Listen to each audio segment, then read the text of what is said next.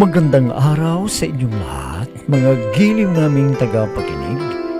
Muli po mga kaibigan, narito na po ang pagpapatuloy at ika-4 na yugto ng liham kasaysayan na pinadala ni Rona dito sa ating dulang Love and Memories.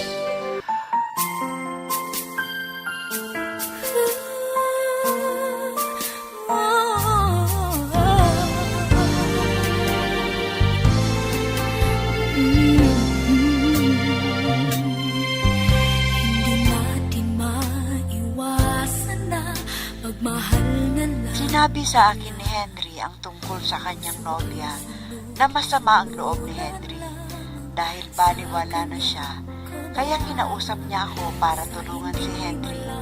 Minsan ay biglang dumalaw sa akin si Joel at ibinigay ang cellphone na pangako niya sa akin para daw may kontak kami sa isa't isa at sinabi na mamasyal kami sa ibang araw. Minsan inimbita ako ni Henry para kumain sa isang restaurant at Nako, tiyak na mahal ang presyo ng pagkain dito dahil ang ganda at malamig sa restaurant na to. Di ba mahal dito? Hindi naman, dahil kaya ko pang bayaran ng kakainin natin. Huwag kang mag-alala, hindi ka magugas ng pinggan at plato dito. Ikaw ha, lagi mo akong binibiro. Parang nakakalula ang lugar na ito eh. Ang ganda talaga. Teka, nilalamig ka na yata. Pero hindi bale, may mainit na sabaw na ibibigay nila. Kaya gagana kang kakain. Ano bang gusto mo? Sige, pumili ka rito sa menu. Ikaw na lang ang pumili. Dahil ngayon lang ako kakain dito eh. Kaya hindi ko alam ang pumili. Sige. Ako na lang ang pipili para sa ating kakainin. At saka, ano bang gusto mong panghimagas? Salad, ice cream, ano ba? Bili ka. Henry? Hindi mo na ako naalalang dalawin. Dahil ba sa malanding babae nito? Miriam? Huwag kang gumawa ng gulo rito. Mamaya na tayo mag-usap para maipaliwanag kong sa'yo lahat. Sige, hindi naman ako gagawin ng gulo. Dahil isa akong guro. Kaya lang, dapat na maniniwala ako sa sasabihin mo para magtiwala pa ako sa'yo. Oo, Miriam. Halika na. Baka gusto mong kumain. Makisabay ka na sa amin ni Rona. Huwag na. Ayokong makisama sa hindi ko ka-level. Kaya dyan na kayo. Rona, pasensya ka na. Talagang ginagamit niyang pagkagulo niya. Pero hindi niya alam magpakumbaba. I'll be with you for the rest of my life. From the bottom of my heart I will. I'll always be with you.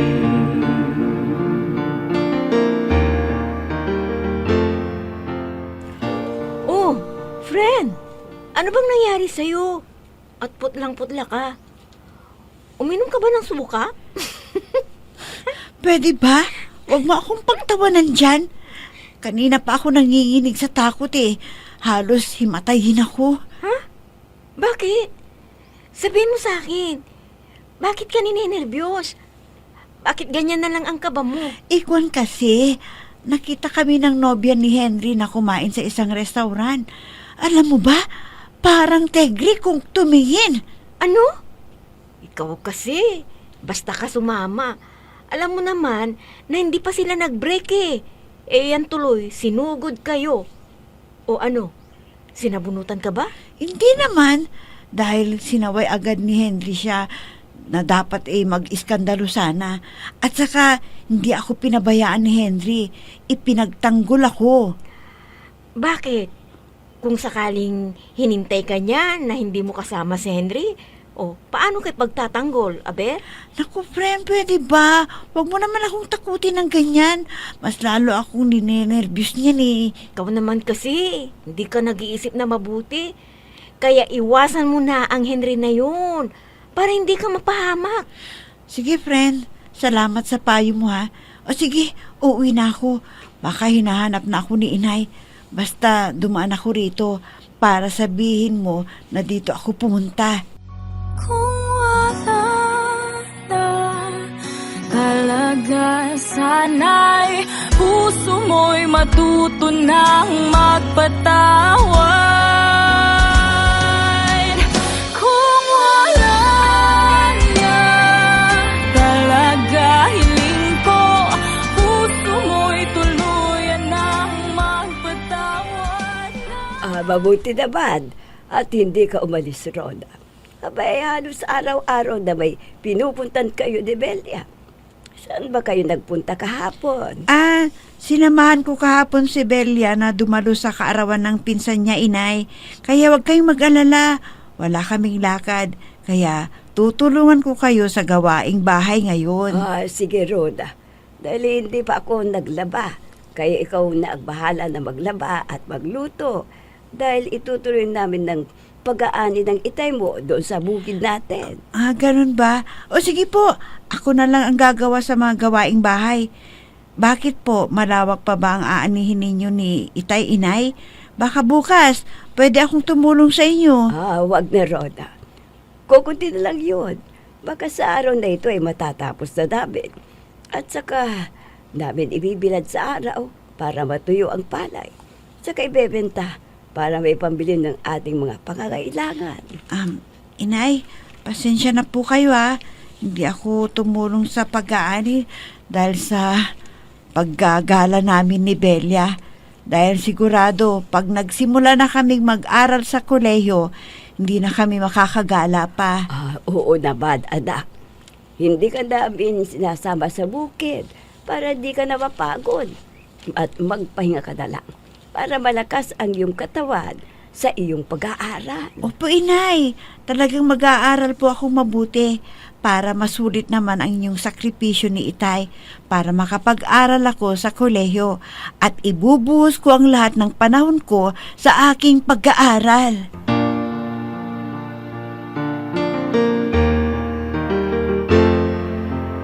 I'm so blessed I have you, 'cause you gave the world to me. You're my inspiration, the perfect one in my life forever. You make my life complete. Aba, Henry, akalain mo, nakakita ka agad ng ipapalit mo sa akin at isa pang minor de edad. Bakit mainit ang gulo mo? Di ba sinabi mo na importanteng trabaho mo kaysa sa akin? So pwede kong ibaling sa iba ang pagtingin ko. Dahil busy ka palagi sa trabaho mo eh. At ayaw mo lang istorbo. Kung Henry, hindi naman sa ganun. Siyempre, ang gusto ko ay pagbuhusan ko ng panahon ang ginagawa ko. Yun naman palang gusto mo eh. Kaya huwag mo na akong sisihin. Dahil ikaw rin nagsabi na humanap na ako ng iba. Kung hindi kita mahintay. Sinabi ko ba yun? Nako, pasensya ka na. Hindi ko sinadya na saktan ka. Akala mo siguro eh, wala nang papatol sa akin, ano? Kung ganyan na lagi kang busy, mas mabuti pang putulin na natin ang relasyon nating dalawa para hindi mo lang problemahin. Kaya, mula sa araw na ito, wala na tayong pakialaman lang sa isa't isa. Henry?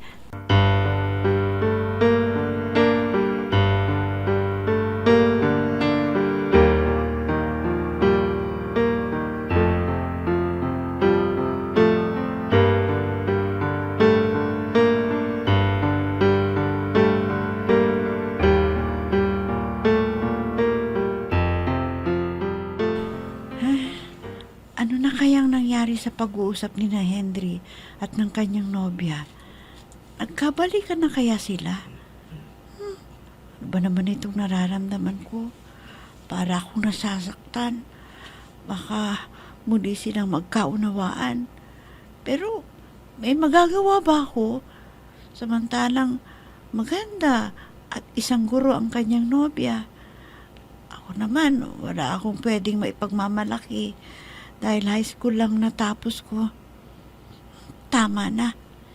Hindi si Henry ang dapat kong isipin, kundi ang aking pag-aaral. Bahala na si Henry sa kanyang nobya kung sakaling magkabalikan pa sila.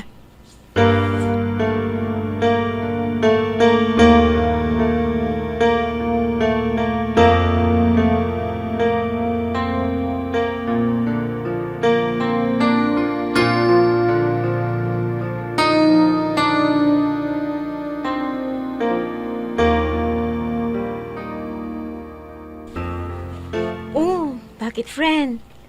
Ano na naman ang iniisip mo dyan? Anong nangyari? Nagkausap na ba kayo ni Henry?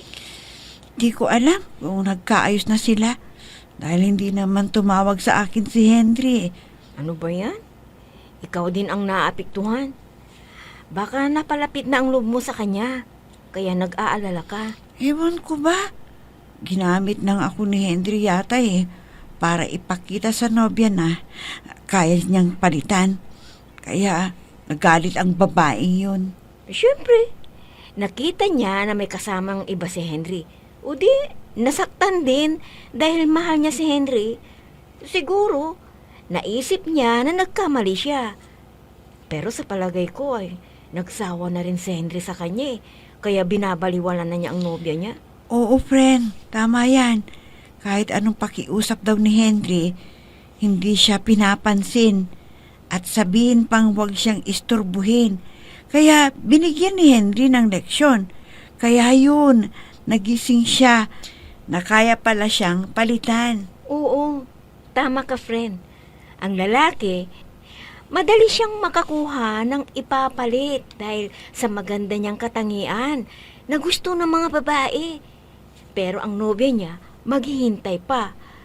Kaya sigurado na nagmakaawa kay Henry na magkabalikan na sila at huwag iwan ni Henry.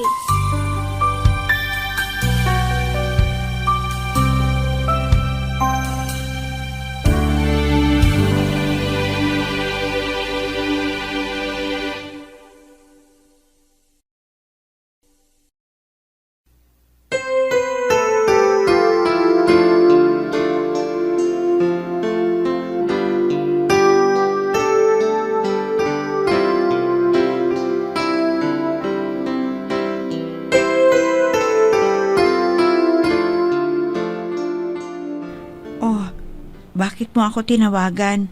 At gusto mo magkausap tayo? Saka sinundo mo pa ako. Bakit? May importante ka bang sasabihin sa akin? Oo, Rona. Gusto kong malaman mo kasi kung anong desisyon ko. Tungkol sa amin ni Miriam. Ha? Anong ibig mong sabihin? Hindi na pwedeng mag-usap tayo at magkita, ganun ba? Kuhan, nagdesisyon na ako. At tinapos ko na ang relasyon naming dalawa. Dahil hindi ko na gustong ugali niya na maging sunod-sunuran ako sa lahat ng gusto niya. Naku, sigurado na masama ang loob niya sa'yo at higit sa akin. Baka kung anong masamang isipin o kaya ay gawin sa akin, ha? Huwag kang mag-alala. Sinabi ko na sa kanya ang totoo na wala na tayong relasyon. Nagpanggap ka lang na bago kong nililigawan. Pero, naniwala kaya siya dahil pinutol mo na ang relasyon mo sa kanya? Ayokong may magalit sa akin, ha? Kasi wala naman akong ginagawang kasalanan. Tinulungan lang kita. Oo, Rona. Maraming salamat nga pala sa'yo dahil nalaman kong tunay niyang ugali, pagkatao. Hindi siya yung babaeng karapat-dapat na pakasalan ko. Mamaya tatawagan kita sa cellphone mo, ha? At may pagtatapat ako sa'yo. Huwag kang mag-alala. Hindi problema ito.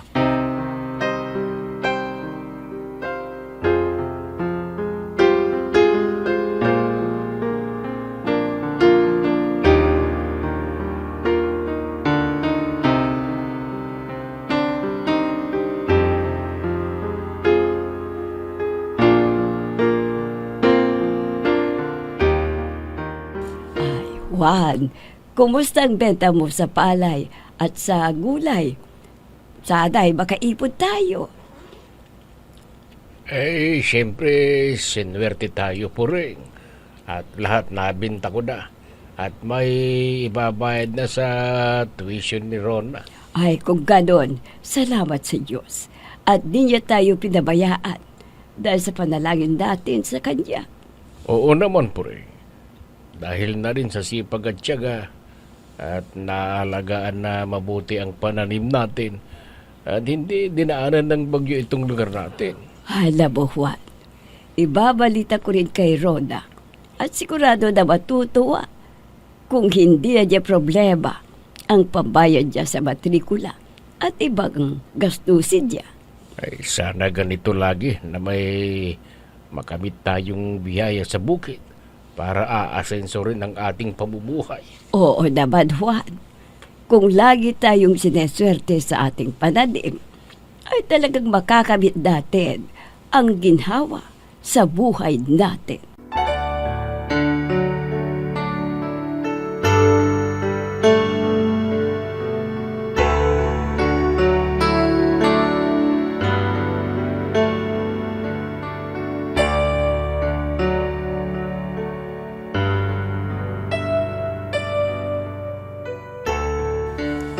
Oh, anak, nandito ka na pala.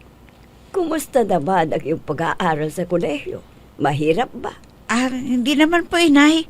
Kaya pa ng utak ko at walang problema sa aming pinag-aaralan. Ganun ba? Ay, alam mo ba, anak? May sasabihin ako sa iyo. Hindi mo na problema ang ibabay sa tuition mo, anak.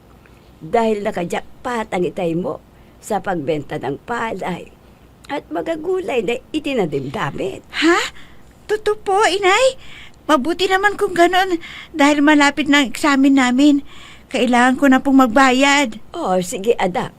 Kahit bukas ay magbayad ka na para hindi ka na makipagsiksikan tuwing bayaran ng tuition fee at maging panatag ang isip mo at makapag-review kang mabuti. Inay, salamat po sa inyo ni Itay ha dahil hindi niyo ako pinapabayaan. Iniisip niyo lagi ang aking kapakanan para makatapos ako sa pag-aaral ko sa kolehiyo. Oo, Rhoda.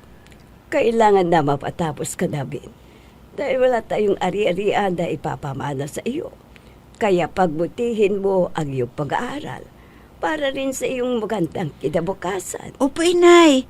Gagawin ko po ang lahat para naman matuwa kayo sa akin ni Itay at maipagmamalaki niyo ako balang araw at saka makatulong din ako pag nagkaroon na ako ng trabaho. Minsan ng isang simpleng ngiti ay mayroong dala, isang tapat na hangarin at pangakong dakila. Hindi man ito pinapansin, minsa'y babalik. Rona, gusto kong makausap ang mga magulang mo para hindi na tayo magtago kung magkikita tayo at tutulungan kita sa pag-aaral mo. Ha? Nakakaya naman sa'yo. May mga magulang pa ako na sumusuporta sa akin, Henry. Basta ang usapan natin, hintayin kita hanggang matapos ka sa kolehiyo. Hindi pwede na biguin ko ang aking mga magulang dapat hindi muna ako makikipagrelasyon. Kahit may relasyon tayo, hindi pa naman tayo magpapakasal hanggat hindi ka nakapagtapos.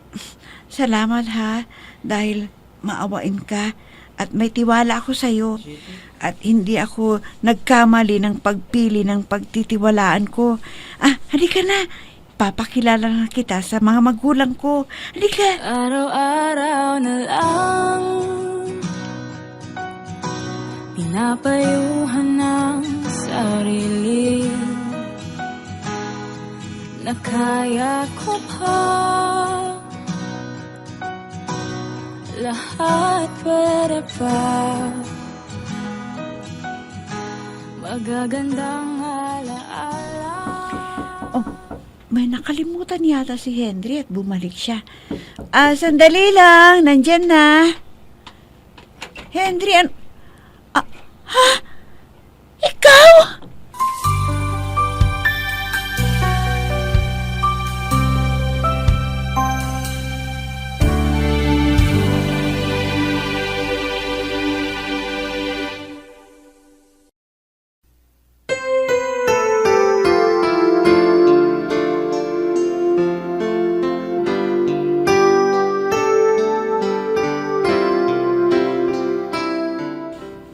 Sino kaya ang dumating at nabigla? Si Rona. Mga kaibigan, huwag ninyong kaligtaang subaybayan ang pagpapatuloy at ikalimang yugto ng liham kasaysayan na ipinadala ni Rona dito sa ating dula. Love and Memories. Mga nagbibigay buhay sa ating dula ay sina Mayra Abrihal Narnola, Susan Malikdem, Robert de Guzman, Yehuda Ismael, Eva Alcoriza, Jun Cabato, Ami Diaz, at si Oscar Ora. Technical supervision at musika ni Oscar Ora. Nilapatan ng tunog ni Robert de Guzman. Mula sa panulat at direksyon ni Ami Diaz. Love and Memories. Inihahandog sa inyo ng F3 Recording Studio para sa Pambansang Radyo ng Pilipinas, Bombo Radio, Philippines.